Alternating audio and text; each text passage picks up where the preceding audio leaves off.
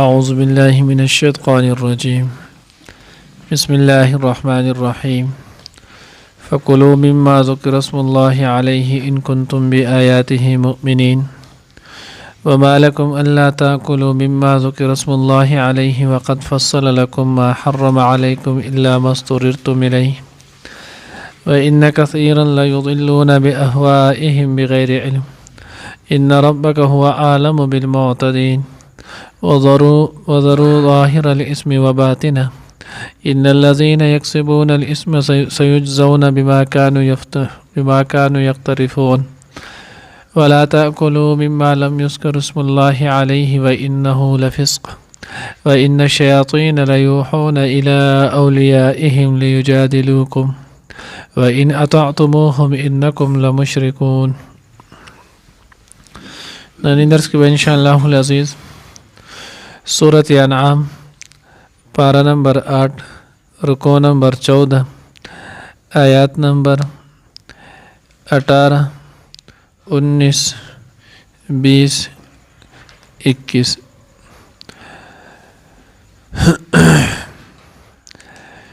باقبل سره ربط او مناسبت دا دی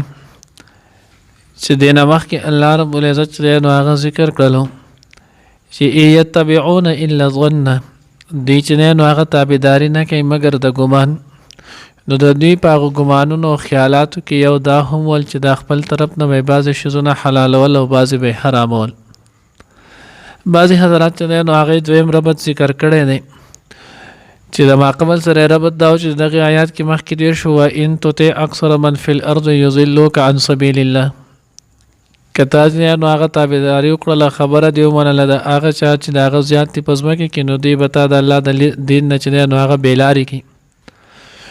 نو د هغې کې هم اوس دقه ذکر کوي چې په هغې کې یو د دوی د بېلار کولو چې نو هغه یوه حربه دا وه چې مسلمانانو ته رالل او مسلمانانو ته یې وویل چې دا ستاسو عجیبه چې دی نو هغه څنګه پالیسي ده څنګه عجیبه چې دی نو هغه منطق دی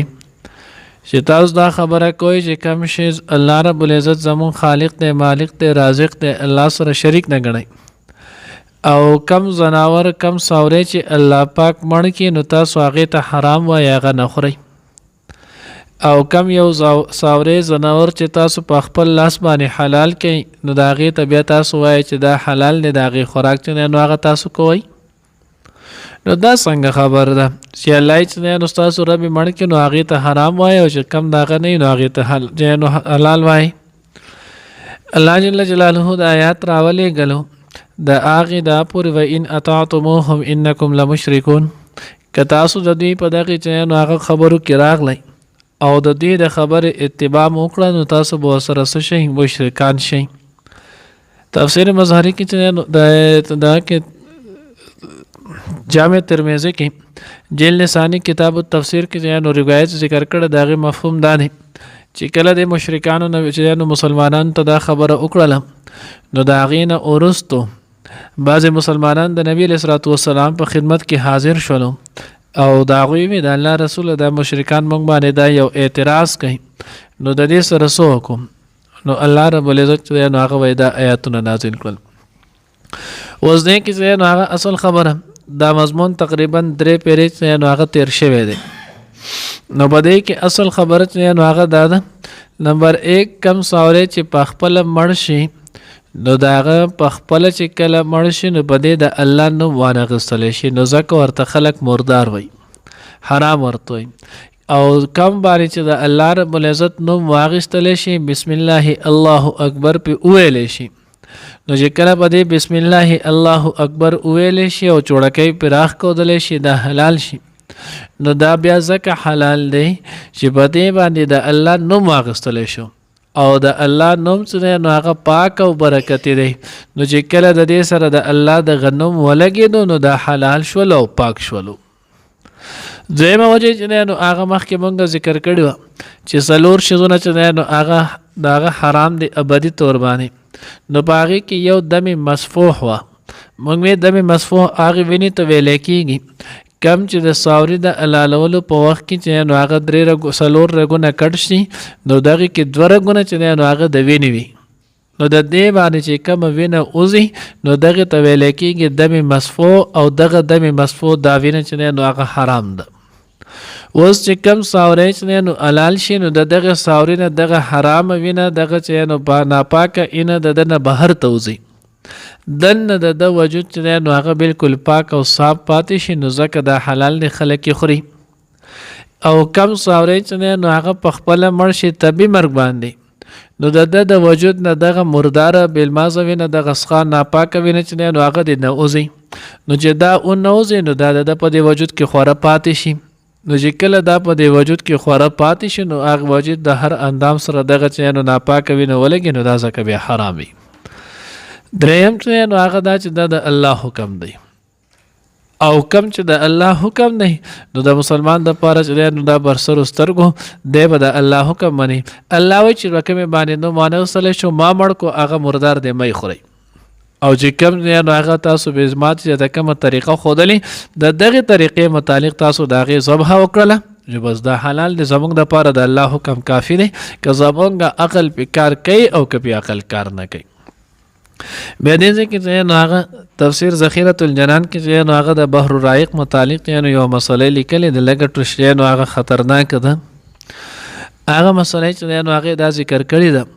وایي که یو سړی چې نو کله ذبح کوي او د ذبح په وخت کې د بسم الله الله اکبر داسې پټې ووایي رړه کې چې نو هغې داسې وویلو چې د غوږونو وار نه اورېدله نو وایي په دې تلفظ لرې شوی چې تلفظ پې ونه شو دا سوری چې نو هغه مردار دی.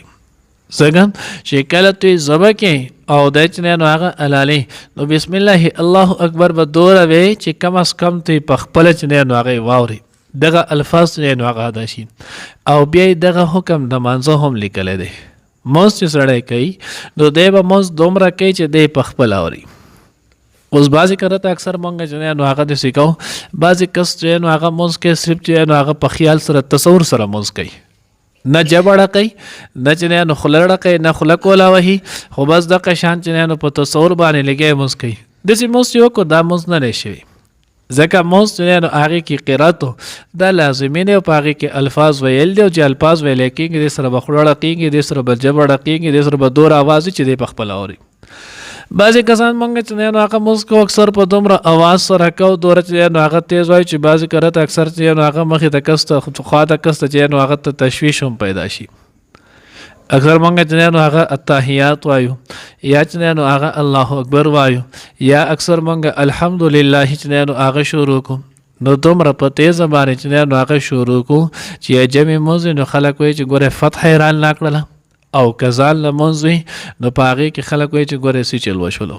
نو داسې هم نه ده پکار ځکه دا د خشوع خضوع چې دی نو هغه خلاف نه. مونځ به په داسې انداز باندې کوي چې ته صرف په خپله باندې چې نو هغه اوري. ها البته که تو امام نو بیا به په دومره اواز کوي چې ستا شاته مقتدیان چې دی نو هغې واوري. خو که امام نه نو بیا دومره اواز چې نو هغې باندې مونځ کول دا د خشوع خضوع چې دی نو هغه خلاف دی. او که بل چاته مې نو هغه بیا خلل لکېږي د هغه نه مونځ غلطېږي د هغه ته پې تکلیف رسېږي هغه بیا جدا ګناه دی. الله دې موږ ته صحیح پوهه نصیب کړي. نو په دغې باندې الله رب العزت دا آیاتونه راولېږل. الله وایي تاسو خورئ هغه چې کوم ما تاسو ته چې نو په هغې باندې د الله پاک نه واخیستلی شي که چېرته تاسو د الله پاک په آیاتونو باندې یقین ساتئ. وما لکم الا تاکلوا مما ذکر اسم الله علیه